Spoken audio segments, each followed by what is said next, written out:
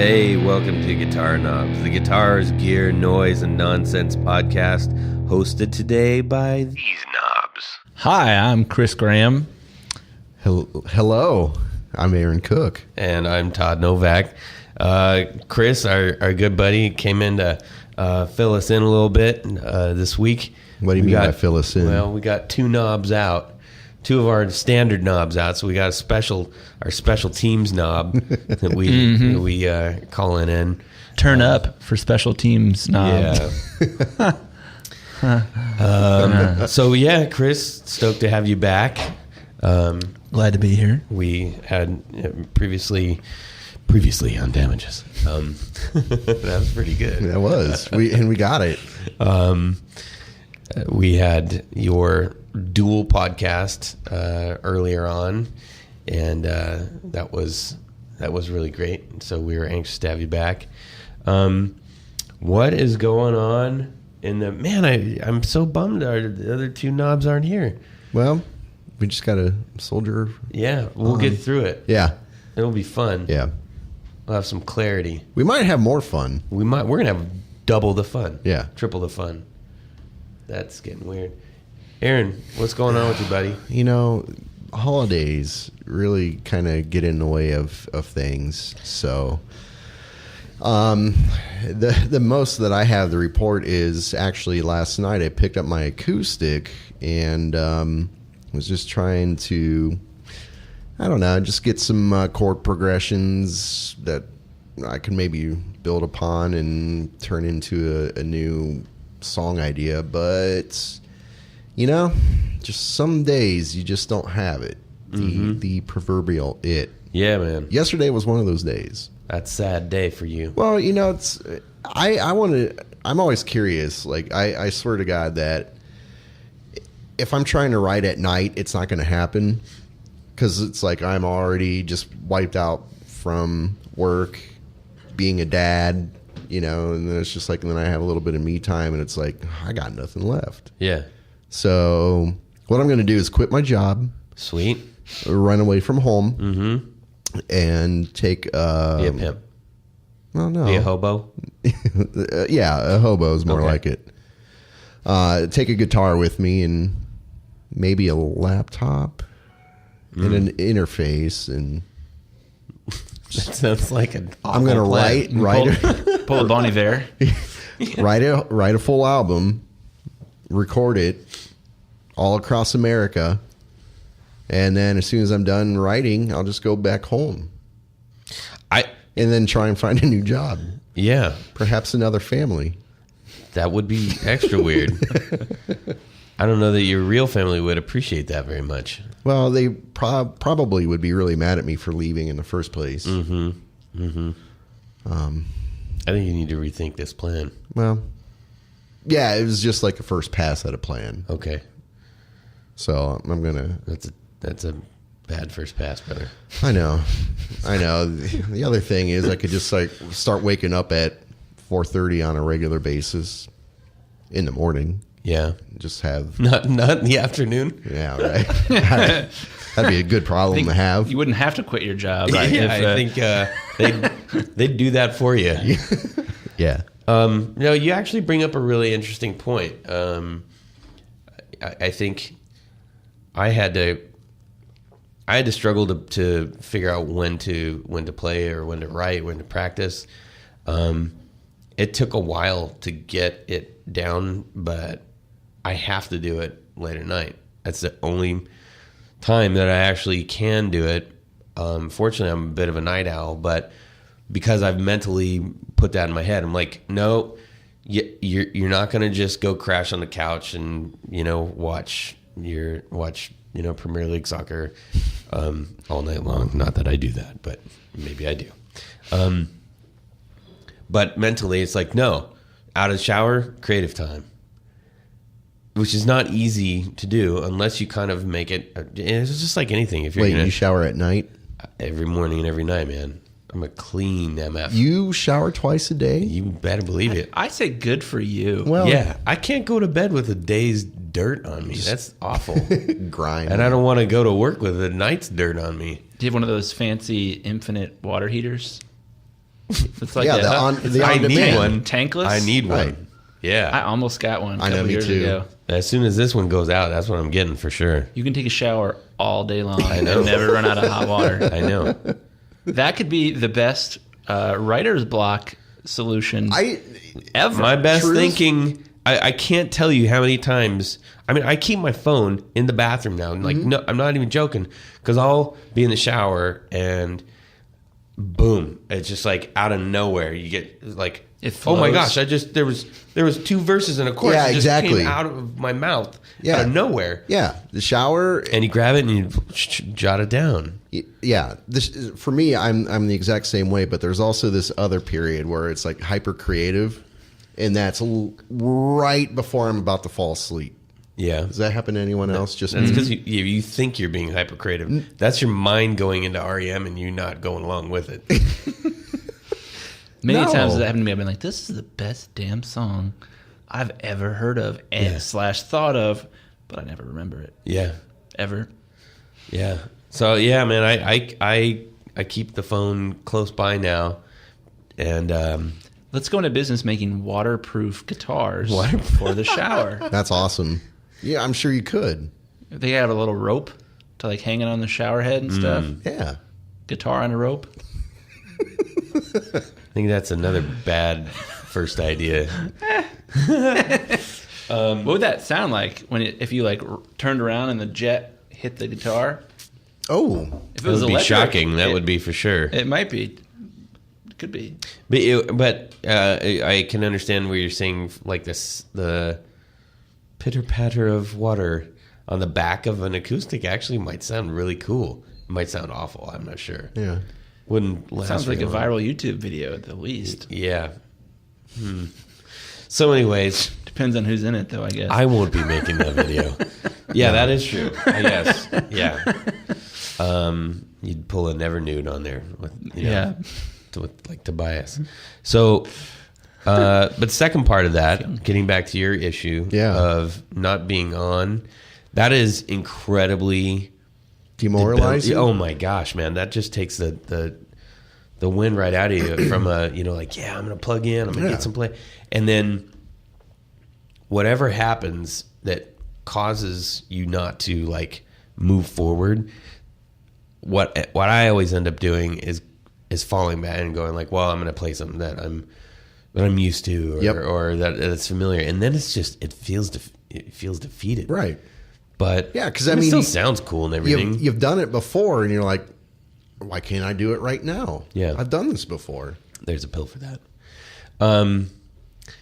So what? So yeah, you got to figure out a way to get out of that jam. Chris, how do you deal with that? Also, we'd love to hear from how you knobs out there want to how you guys handle that too. Indeed. I handle that by not writing. Or by doing it like my youngest, my 4-month-old, loves it when I sing to her. So I've been writing while I sing to her, like put her down for a nap or something like that. And it's been nice. Something else that if I experience that more than one time, like maybe 3 times in a row, I will just completely just say, you know what, I'm gonna take a break for a couple, like maybe 2 or 3 weeks even. Yeah.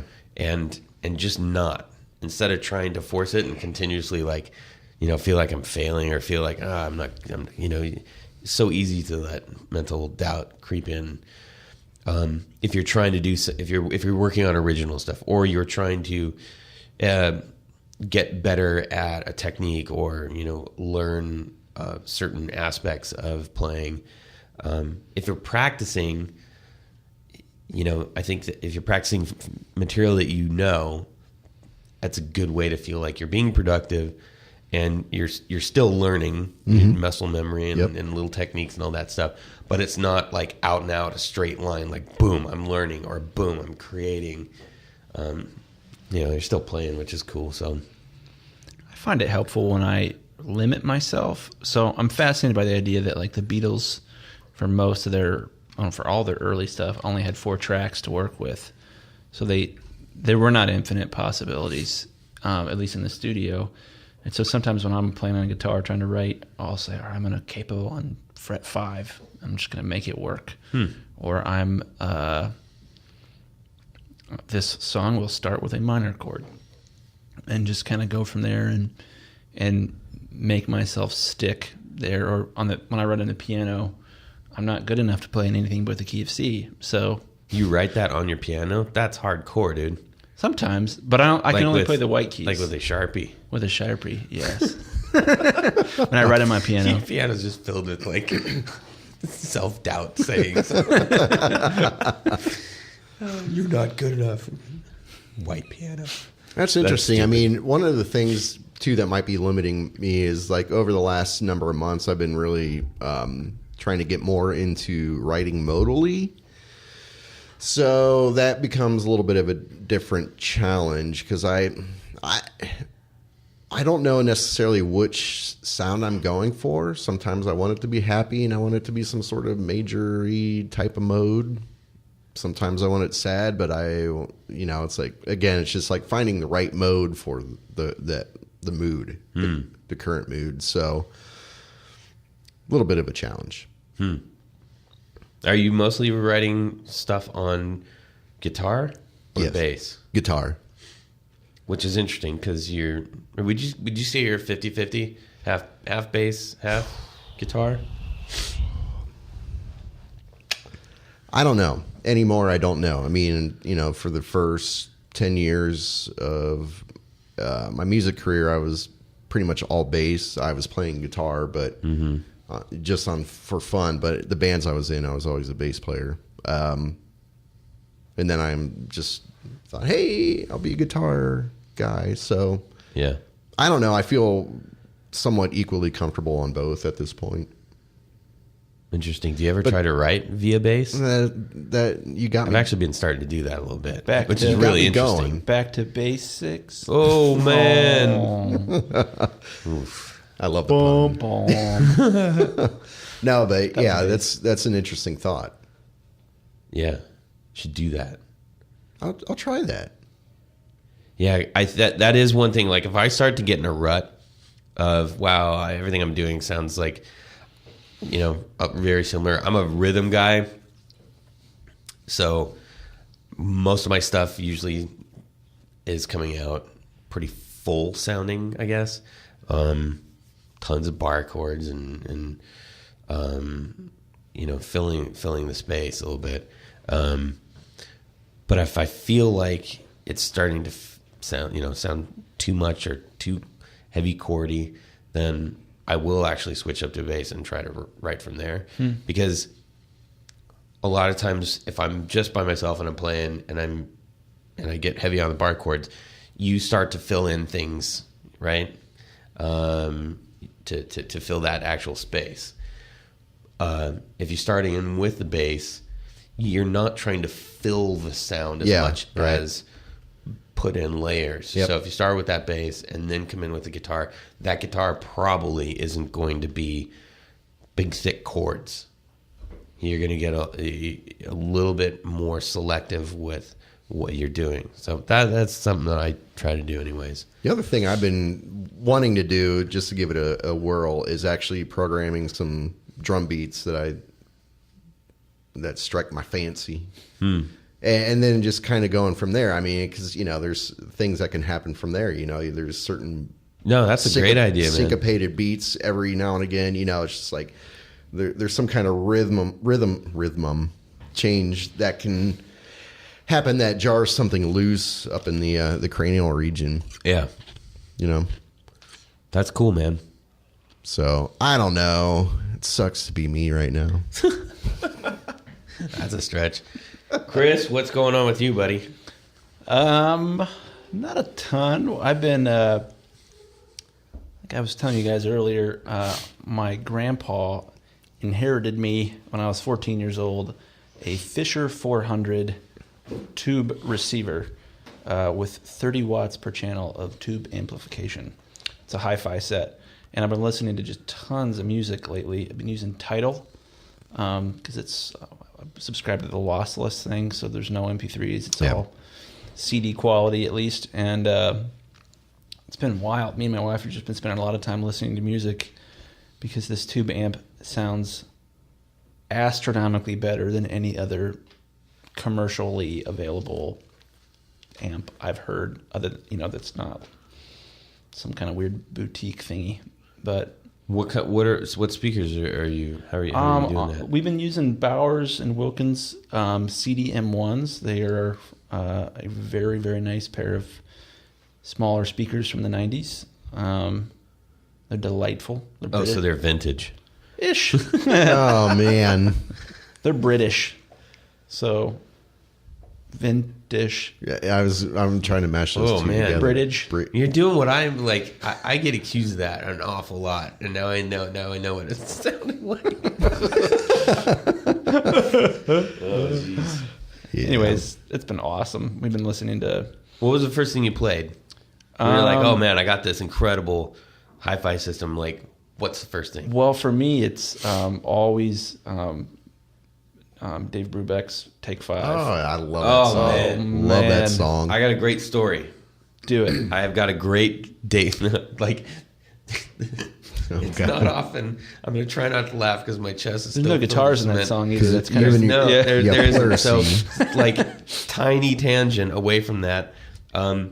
But I was with a friend in Minnesota, in Minneapolis, at the Dakota Club, and which is like super premier jazz club. Yeah, it sounds swanky. Yes, it was great, man.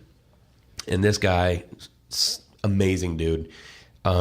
His thing is he's got the center table front stage. Like, he bought it. Okay? No joke. That's his table. And he knew that he's like, hey man, you got to come down a little left. So I was like, cool. We went to see a show. Before this show starts, the announcer gets up and he says, you guys, and this is all like this is like people bought their tables and like they've been coming for years, and so it's like regulars. And he can hardly even talk. He's like, he's like shaking. He's like, I don't even know how to tell you this. And I'm going, this is going to be bad. Somebody died. Something happened. And he says, on this stage next week, surprise performance by Dave Brubeck. And like, gasp. And it kept me right, because like he's like the last master, right? Yeah. Well, was yeah. Right. And I think he was 92 or 93 at the time. Yeah. And so Rob looks at me. He says, like, he just gives me the nod. I'm like, we nod back. Of course I'm going to be here. So a week later, I'm front and center. I am an arm's reach away from Dave Brubeck, and he's playing their whole set, and I was just like, it's like, what is this actually happening, right? And the guy's amazing, and he's that old. He's like this. You're hearing history, like right in front of you. Yeah. I mean, that was really incredible. And at one point, they finish up a song, and he just starts going, right? He starts just jamming, and like the other guys are looking at him, and they know, oh, he's jamming, we're gonna have to jam with him. So this was totally like, he just started making up a song, and he's going, and he keeps looking up the guys like, you feel where I'm going? And then Dave Brubeck in 92 basically like goads him into playing, like, come on and like crowd starts getting into it, and then pretty soon the drums kick in. Oh man, it was fantastic. Wow, right? Dang. So I'm like, Dave Brubeck just made up a song right in front of my face. That's awesome. Now, you might consider this part awesome or stupid. I'm not really sure. I'm pretty sure that everybody in the club thought it was stupid, but my eyeballs are swimming. All right, it's towards the end of the show. I can't take it. I have to go to the bathroom. I'm in the front of this.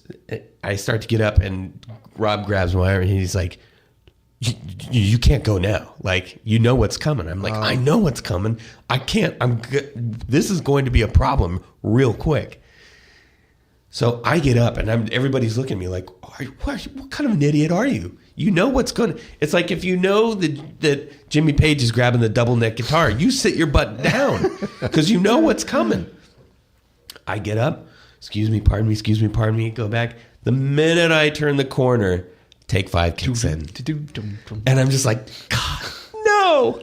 Oh, But here's the thing. I'm in the bathroom, all right?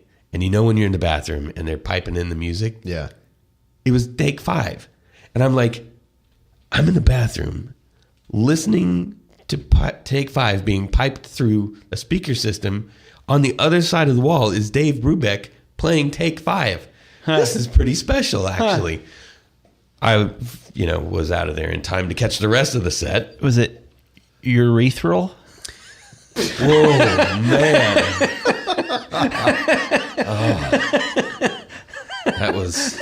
I thought you were going to give me like a number 2 or something like that. Oh, Anyways, it was really awesome. I came back and made it in time for the. I'm only a special guest. Don't worry about it. Yeah. About 2/3 of the song, but man, that was incredible. That was. You don't get too many opportunities to have that happen. I mean, he was sitting right where. That's insane. Yeah, and then he passed away a couple weeks after that. Ugh. Wow. Yeah. Anyhow, I think it was a couple weeks. Might have been a couple months, but not soon thereafter. Huh. Anyways, wow, that was a tangent. Sorry, that wasn't guitar, but it was music, and music is important in whatever form it is. We should have done homework. If you've never listened to Dave Brubeck's Take 5, you should. Yeah. Yeah, for sure. Okay, let's get back to guitars and junk. Okay, so me. Hey. Hey, Todd. Yeah? What's been going on in your world? Oh, let me tell you, man. All right, please do. Okay, so I've got a Sheraton 2, which I love. It is blingy and obnoxious and big bodied, and I love it. What color? It's a burst. So it's a tobacco, but I guess it's tobacco burst. Okay. I think they just call it a burst. But Let's just go with burst. It's just burst. It's got all the bells and whistles. It's got the binding on up the neck, around the headstock, gold hardware. Got the tulip inlay on the Art Deco tuners. Oh man, it's amazing. No, it's got gold Grovers on it. Okay, cool. And I love playing it. But there is this. If you put a paper clip on top of a speaker cabinet and then start playing some heavy bass. Oh yeah. This subtle, like high pitch rattle, and I was like, son of a bitch, what is this thing? Can I think? Yeah, we might have to edit that, but No way. Still trying to figure that out if Apple's going to let us do that stuff. But anyways, it just sounds like something's loose. Now, if you've got a semi-hollow body or a hollow body, the idea of getting into the electronics to fix something is the last thing I could think of wanting to do. I love working on guitars and I love tinkering, and that is just a mess I do not want to tango with anytime soon. And I've looked in there with a flashlight so many times. I've done everything. I'm like, what is this making this noise? And I think I found it. Unfortunately, it's not the electronics. On the Tune-O-Matic bridge that we're all very familiar with, there is a long, like almost like cotter pin that goes over the top of the screws. Yeah. To hold them in, I guess. I'm like, I don't know where they're what going. that thing is for. Right. I don't know. And I believe, because I'll hit it, and it's only on certain. It's weird because it feels like it only happens on certain frequencies.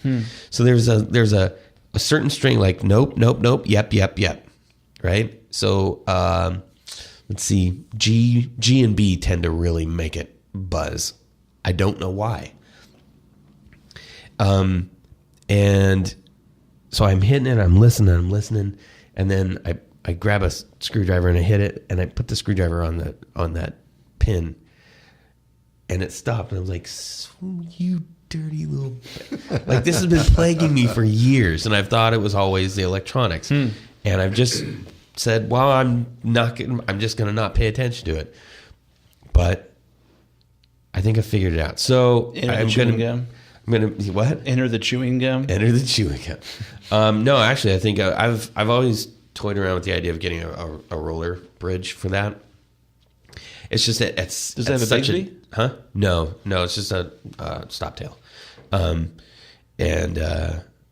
I think I'm gonna get a roller bridge. I was looking at a couple different ones. Where did they go? Let's see. I spent so much time as a young 15-year-old. Yep. Like a Shaler roller bridge. Oh. Yeah. So I went to StuMac, and they got a couple different kinds. But they make a lot of them down there. Yeah. I like this. I'm looking at a locking roller bridge right now, which is kind of cool. It's got the so the saddles. I guess I was like, why is this a locking bridge? The difference between the Shaler one and this one, or Schaller, what is it? Shaler or Schaller? Let's have a fight on that. What is it? Schaller. So on the Schaller bridge, the actual rollers. This is the thing the strings pass over. That's right. By your hand. Right. So instead of having the wedge inset on the bridge, there's a little roller. So what I've heard about that too is that it is helpful for the sustain.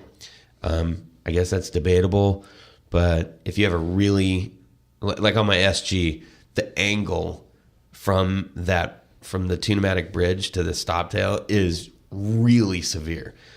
I mean, to the point where the strings are almost touching the back of the Tune-o-matic, right? Huh. So this supposedly it would help out with something like that, but it certainly wouldn't create a point for possible breakage or anything. Because I mean, if you think about it, you've got all that tension basically going on a edge, a knife edge. Right. I mean, I'm surprised guitar strings don't break more often than they do, to be honest. StuMac has a really cool Tune-o-matic bridge. I don't know what it's called, but it's like a really obtuse angle. It's super, super thick and wide. And what's it called? I might just be thinking of a prototype. Because when I lived in Athens, like, you would see all sorts of weird stuff floating around of like, this is something that StuMac made but didn't decide to market. I can't remember. Are you sure it's a roller bridge or just No, it's not a roller bridge. It is a Tune-o-matic, though. So let's see. Was it PV or Ibanez that worked? Well, okay, no. PRS. Sorry, I just named 3 different brands. There was a proprietary bridge that it's like a fixed bridge. There's a fixed yeah. And so you didn't have to intonate it. I had it on one of my old guitars. I wish I could remember which one that was. But I thought that was actually kind of cool. And I think I've seen one on here that is similar to that. The one I saw was definitely fixed. Because the PRS has a fixed intonated tailpiece, right? I think so. Now we got to look at that. I'm going to sound like an idiot here. I mean, some of them, not all of them, obviously, but I don't see it on their website. You don't see that? No. What am I thinking of? It might have been. I think it was on Les Paul Jr.'s had them. And it was like a bridge and a tailpiece. Yeah. And it's intonated and grooved, and it's like, so you're not going to mess it up. Because I had an Ibanez that actually had that, and it was a SZ or SZ320, I think it was, and it was basically a Paul Reed Smith like copy. So I'm wondering if that's where they picked that up. Anyways, I know Ibanez has had quite a few proprietary little nuggets that they put on guitars and try them out. But one of the first guitars I ever wanted to buy when I was 12 years old was an Ibanez that was made of acrylic. Oh yeah, and it had a handle built into it. Yeah, I was like, oh, how that handle looks so useful. I feel like I would use that. That feature alone, I ended up getting an Electra that had 2 humbuckers and a single coil in the middle, and push-pull knobs. So you could do coil tapping and... I was right. So the PRS, Paul Reed Smith, stop tail. So it's an intonated stop tail. And let's see, it'll fit the McCarty, the Custom 22, Custom 24, Swamp Ash Special, Single Cut, and other USA-made PRS guitars. Guys, I forgot to tell you, I bought cookies. Macaroons? What? You brought macaroons? I brought macaroons. Pinky's up, brother. For us to That's eat. awesome. Yeah, Well, let's just put them right there right now. Why? Okay. We can eat them, I suppose. So anyways, yeah, so that was like, now I'm on the search for this thing because I was playing yesterday and I couldn't pay attention to the sweet sounds of my Vox because was just making life sucky. Oh, so dramatic. All right. The only issue with getting like a replacement part, anybody that's got an Epiphone knows the replacement parts for Epiphones are one of the most frustrating things to get that fit properly. You think, well, it's a Gibson-ish thing, right? Nope. The Gibson stuff is rarely ever fits right. I mean, even to the screws. I've tried to get replacement screws. Recently, rebuilt an Epiphone Custom, Les Paul, and the guy that I got it off of just completely ruined this thing. Like, he took off all the cool hardware and put white pickup mounts on a Black Beauty, basically, and a white pickguard. In disgust. Yeah, off and I'm here. like, what are you doing? The did a couple other really bad some things. People. Can we throw some more Arrested Development? Let's get as many for the rest of this. As many Arrested Development references as possible. That's a tall order. Come on! Hello, Michael. That's pretty good. Yeah, it was convincing. Goodbye, Michael. Anyways, so just even the search for these for the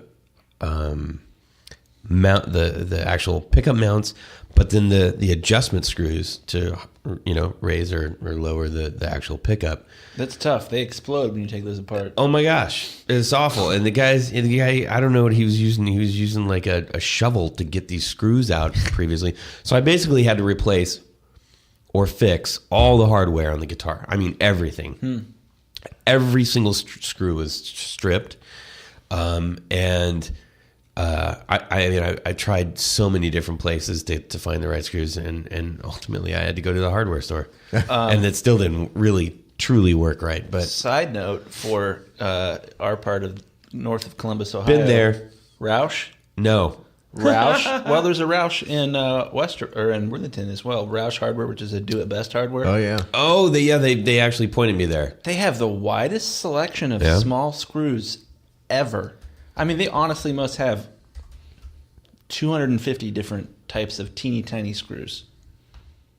Crazy. Yeah, I was thinking of the Guitar Parts Center. I think it was Guitar Parts Online. I haven't been here before. Ooh, look at that dragon. That's fierce. This is the one. I think this is the one that they just changed the name of. Wait, is it the Guitar Parts Source? I think it was Guitar Parts Offline before. Was it off? They upgraded. You know what I'm talking about, though. It's up by. No. Oh. This is a local place?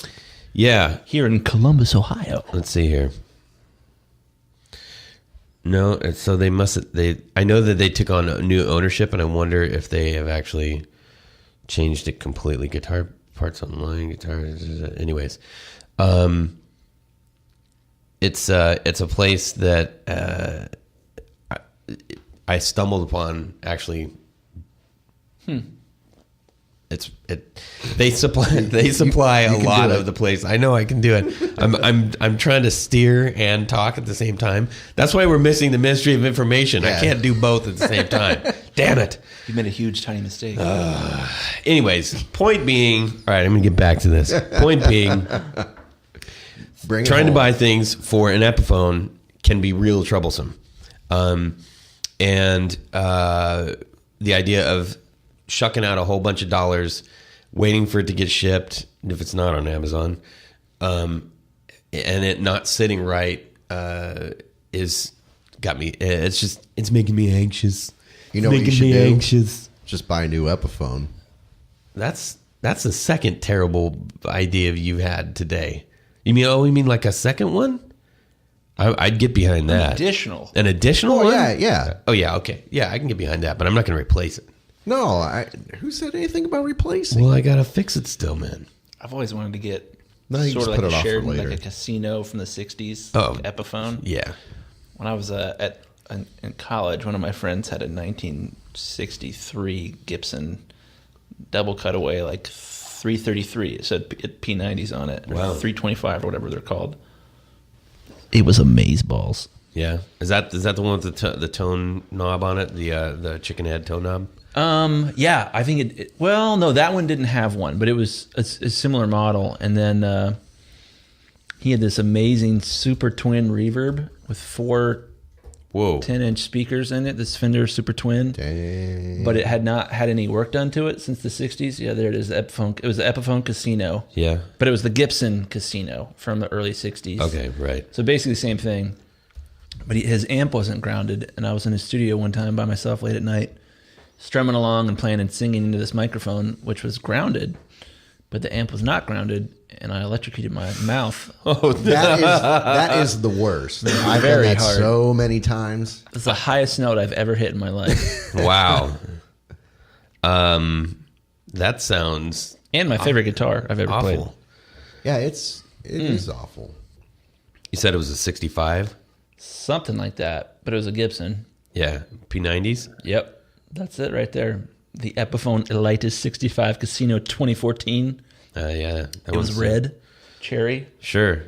It was a sort of like, it was basically what Marty McFly played in the year 1955. Right. Now, was it the casino with the offset trapeze? Yes, it was. They had a trapeze. But so the casinos, let's see. Well, did it have a trapeze? Well, it definitely had a trapeze. I think it had a but trapeze. You can get the casino off. Also comes with the. I could be wrong, but it comes with an offset trapeze too. At least I'm pretty sure That's that it I've right seen there. them. We're looking at pictures on the internet. The red one. Yeah. The black background. What? Maybe it's the dog ear Riviera. P90s. Maybe the Riviera comes with. Yeah, maybe that's it. Let me see. That thing is so sweet. It addicted me to P90s. Yeah. The Riviera's got the offset trapeze on it.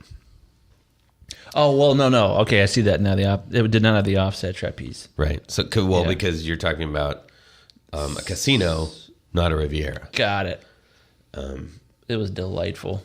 That's neato. It was so much fun to play. I dig that. It like channeled the Holy Spirit when you'd strum it. It was amazing. Dude, I mean, a semi-hollow body guitar specifically, and I'm not saying all hollow body guitars. It does something. But yeah, man, the semi-hollow body, because it just fits so well. It just feels so good when you're the size of the body and the depth of the body and everything, and it punches you're you a little hearing bit. that chime. Yeah, you're getting a little bit of acoustic, but it's not a billowy one like a full hollow body, and your arm's not all jacked up because it's hanging out. Right. Like you're playing a dreadnought or something. And you physically feel it still. Yeah. You know? Yeah. I miss that. Thanks, guitar. Peter Frampton. Okay, so hey, let's get on to our topic of the week. How exciting! So we did Warmoth builds, always fun. Yeah. We each did a Warmoth build, and we're going to talk about those real quick. Okay, Rochambeau for who goes first. Aaron, you win. So I don't know how to use the internet. What? And, well, you've seen what I've sent you, right? Yeah. You sent me. So for those listening who can't see what Aaron sent me, he basically saved the web page and sent it to me, but it sent every piece of the page and all the code. So I don't know what you built, so you're going to have to walk us through it. You can't open the HTML. It didn't have relative length. Yeah, it's got, you open that up, and then you click on, Oh, hey, it worked. It did have relative length. Well, but here's the problem. It wasn't black. So I mean, it should have been. That looks kick-ass. I know, it's not. Yeah, what happened here? All right. So what I built, I started with the Jazzcaster body. Should we explain what you can do on warmoth.com? Yeah, let's talk about it real quick. For those who don't know, warmoth.com, warmoth.com. Famous for their necks, but they also will set you up with a fully custom built guitar, essentially. So it's way better than freeoscar.com.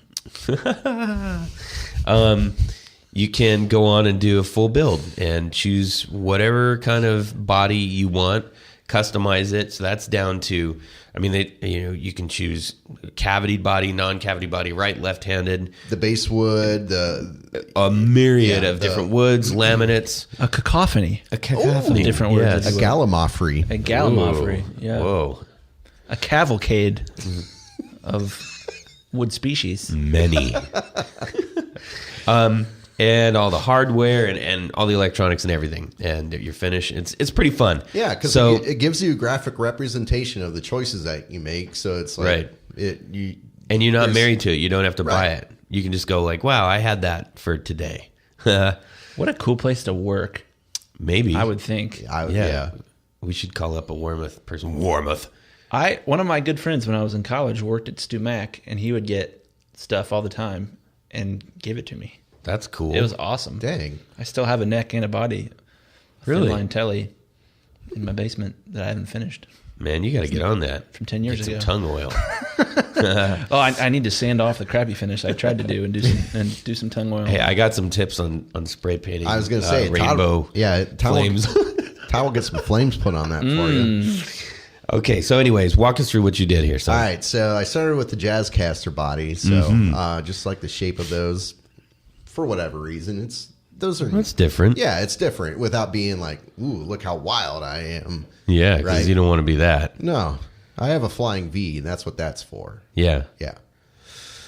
So let's see. Some of we have a nice black Carina core with a zebra wood laminate. So the zebra wood has a sort of that nice veiny texture, and just keep going. Just keep going. It's like talking to third graders. I looked over at Chris. All right, stripey. It's all stripey. Do you like that? Oh man. Okay. It's terrible. So the laminate is that. So the idea was to put like a translucent burst on it. So I put a blue burst on it. So your veiny wood has a blue burst. Don't make me laugh. My chest hurts. Yeah, Todd's got pleurisy. Oh, man. Wow. That was such a great opportunity. So good. So, okay, can I you get back to it? Go for it. I apologize. So I have opted for 2 pickups on it. So at the neck, we got a nice little telly. Is that an active pickup? Yes. The hot rails? So you chose. Cool. Wow. Okay. Yeah. Looks like an active pickup. Well, yeah. There's. We're gonna post these on the Facebook group so y'all can see too. Little visual reference, but that is one funky guitar, dude. Yeah, right. With the white Perloid, right? pick guard. Okay. So we got the switch plate. Looks like a Telecaster switch plate. And then a 3-position. Yep, Floyd Rose tremolo. Which looks so. Because why not?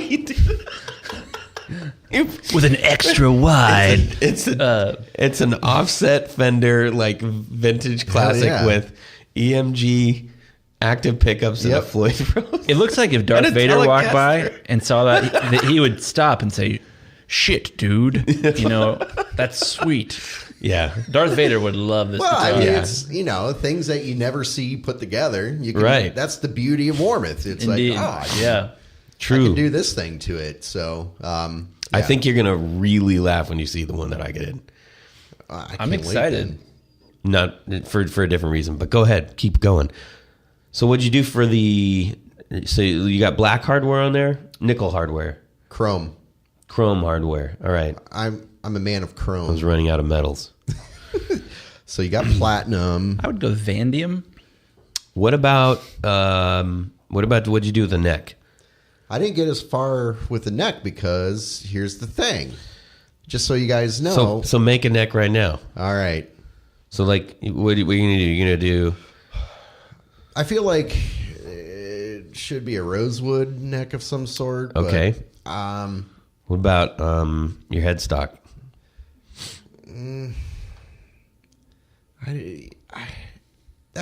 I would probably just Can you do a violin headstock? Like That'd be kind of awesome. I do the Oh, like, CBS Stratocaster because Burns guitars. Those are weird. I haven't seen this. Burns guitars are rad, but sometimes the headstock's on. Oof. But are they waterproof? it's a CBS Stratocaster All right. because I just like the over exaggeration of that Fender headstock. Yeah. I used to have a guitar with one of those, and it was it's called a Starburst body. It's a K. Oh, it's yeah. sort of an Explorer, sort of a Flying V. Yeah. And Interesting. I sold it to the gentleman that owns Tiger Tree. Really? It was teal, sparkly teal. That's crazy. Ooh. I've seen a couple of those come up. It was online, wild. actually. Yeah, the Starburst. Anyways, okay. Yeah. So rosewood Well, fretboard. I feel like it should be rosewood, but just because it's different, I would put. My brain. Flame maple. Yeah, let's go with that. All right, flame maple. Yeah. And what kind of inlays? I want flowers. Don't say crossbones. Don't say crossbones. Flowers? Flowers. What? I don't. Do they have flowers? I would Oh, make brother. it happen. Okay. So you got to. Okay. No, I got mean you. honestly, I would just keep it simple dots. Okay. Simple dots. Yeah. What if you did Stormtrooper Pearloid inlays? Somebody's got to have done Stormtrooper helmets. That would be actually That would be. neato, but Real small, cool. so it's not like look. Yeah. Yeah. You'd be like, wait a minute. Are Yeah. those Stormtroopers? Yeah. Yeah. Well, yes, they are. On one of my guitars, which I'll talk about at some other point, I suppose.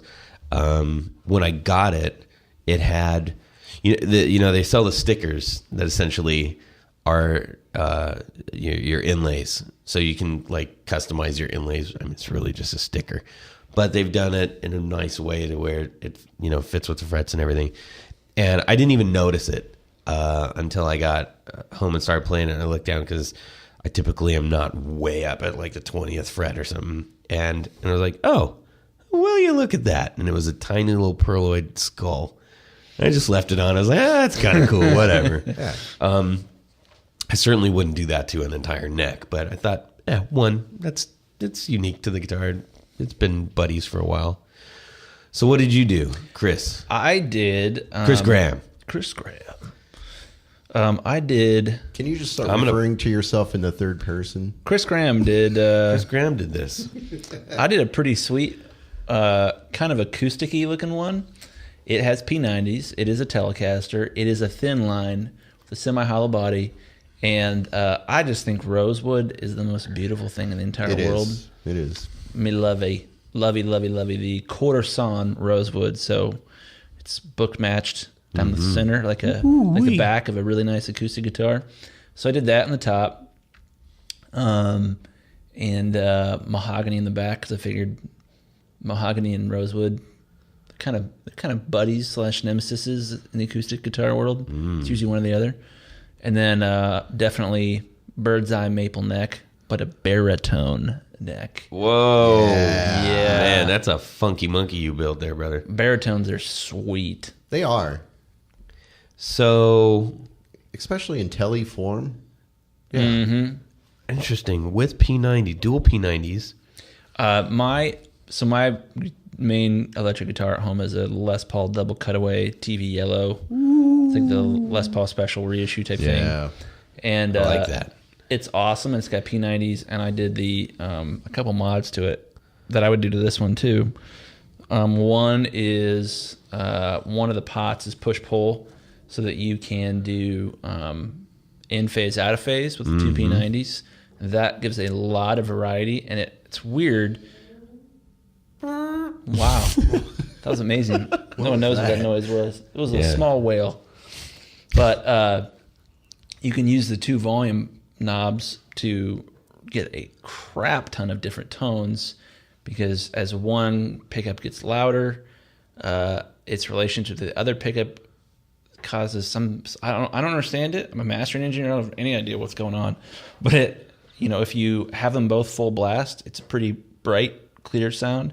If you have one of them turned down just the right amount, it gets really bassy. Wow. And sweet sounding. And then I have there's a really cool guitar parts / tube amp modification website called Torres Engineering, and they have a mid-range cut mod that you can do to one of your tone knobs. So mine has the 4 volume knobs, 2 volume knobs, 2 tone knobs, and on my 2 P90s, and I do the same on this, there's one is a normal master tone, and the other is a master mid cut. So the mid cut's so useful because I play a Princeton Reverb 64, and good year. It's a good year, pre-CBS, and but it doesn't have a mid volume control or mid EQ on it, so that really limits the variety of tones you can do. So with this, I can just grab it and pull it back, and I can be real glassy and jazzy, or super grungy and dirty, and wild, man. I likes it.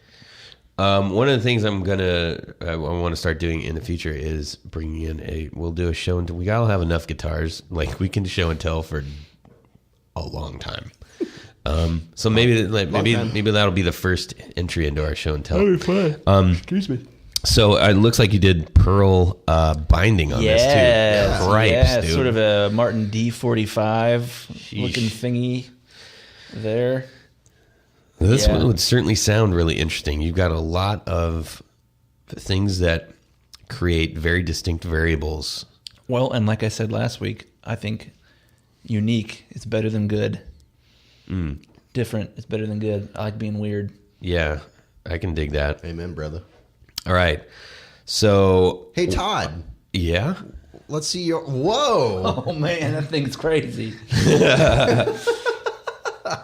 So, I mentioned that, we were talking about last week, our favorite finishes. And that looks like it was made from the bone of a Leviathan. It might have been. I don't know which bone, but I like it.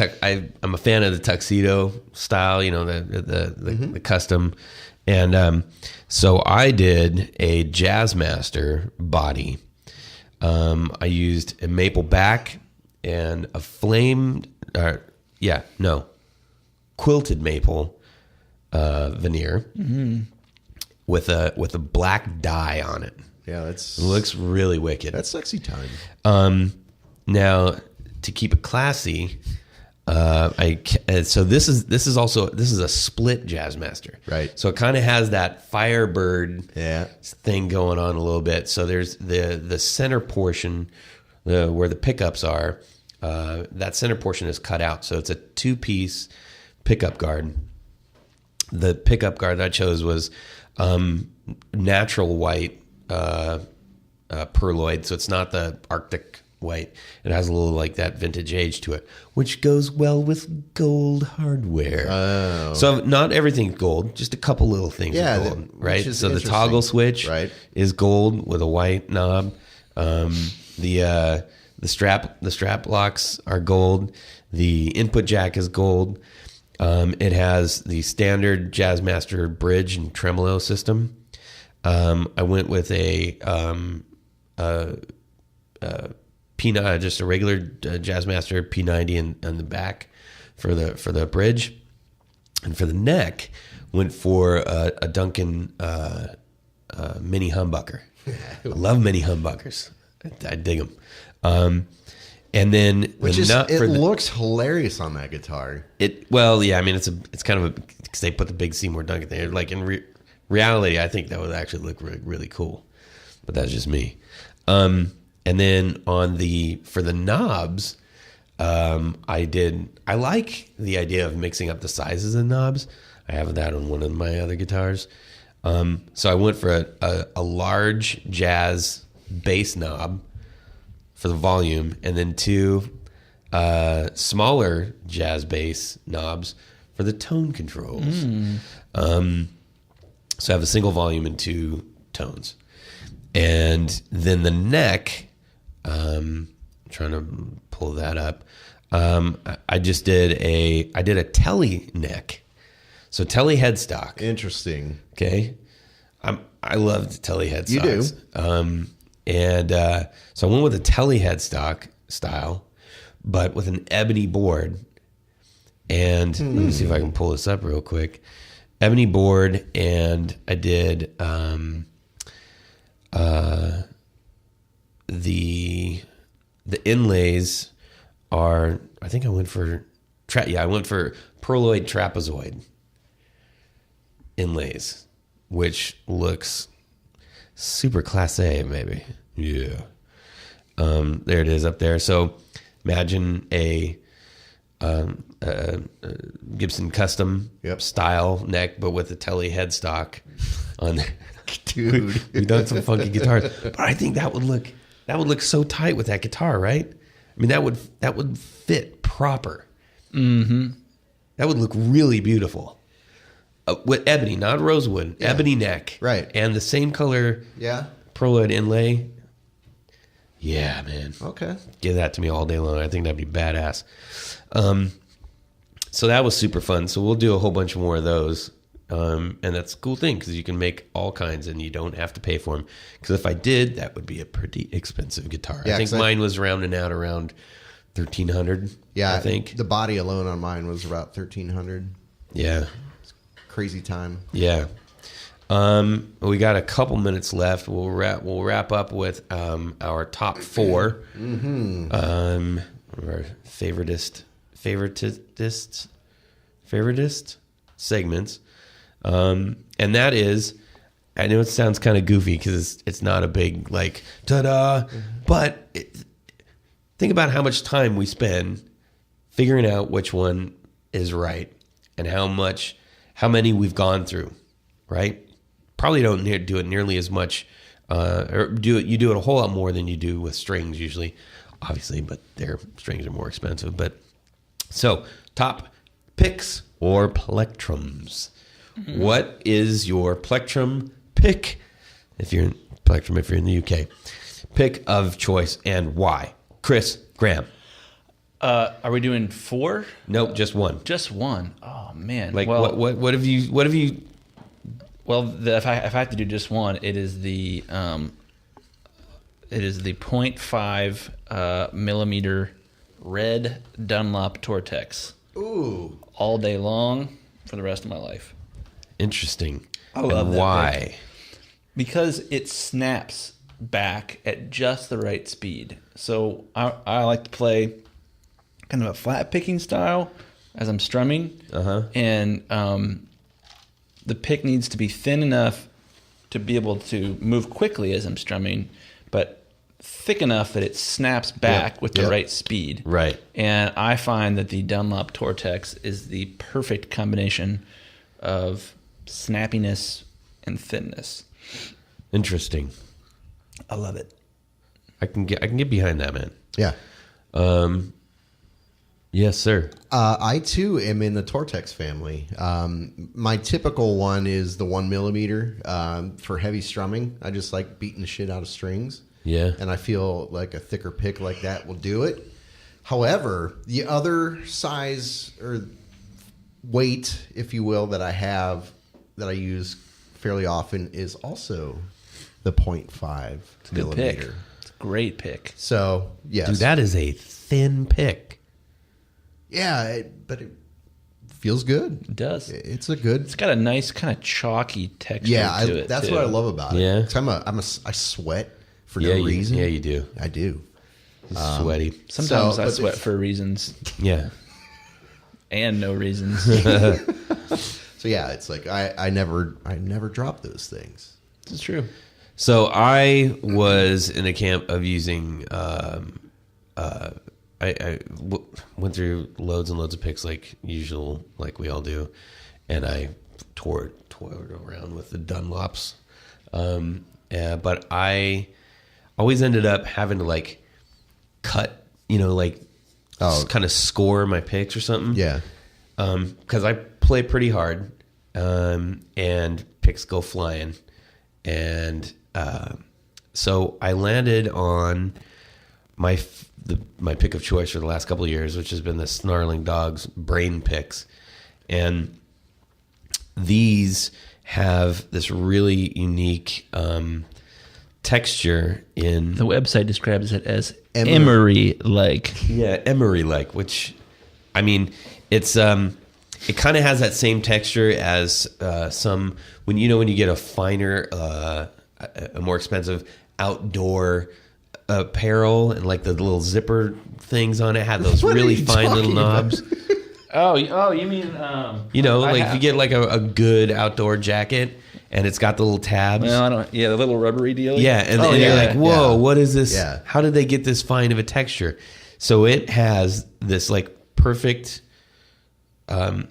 ratio of width of nub on the actual where you put your fingers. Mm-hmm.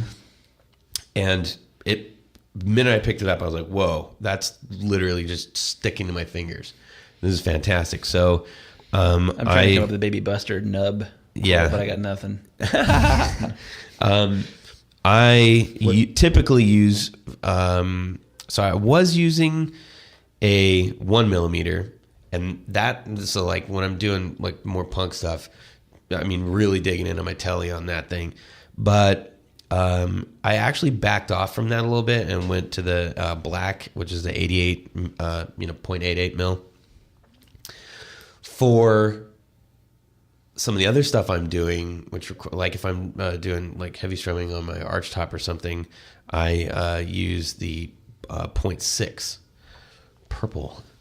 But these are really great picks. I totally love it. I'm like buy them in bulk now. So, anyways, and they're more for some reason they're more expensive, which is weird. Like, it's the emery like gripping surface. It might be. And I don't know what a memory tip is. Yeah, I was just about to ask. Because I tell you what, Yeah, I grind these things down. Like the memory tips, I don't understand that. I'm going to read this out loud on the website. Snarling Dogs Brain picks feature an emery-like gripping surface to prevent slipping and memory tips for accurate picking. Yeah. That is some serious marketing shit, like bull shenanigans right there. Because they grind down like any other one. But the thing is that my picks don't go flying. So there. Okay. Anyways, all right. Thanks, Knobs, for doing this today. Yeah. It's awesome. Thanks, other Knobs out there, for listening. We totally appreciate you. And thanks for coming in on short notice, Chris. Yeah. My pleasure. Always And welcome. Thank you, Jay and Jeff, for the short notice of canceling on us today. Yeah, you dirty, rotten knobs. Well, that's it for these knobs. Please join us on Facebook.com/groups/guitar knobs and tell us what you think and share your stories and guitar stuff along with ours.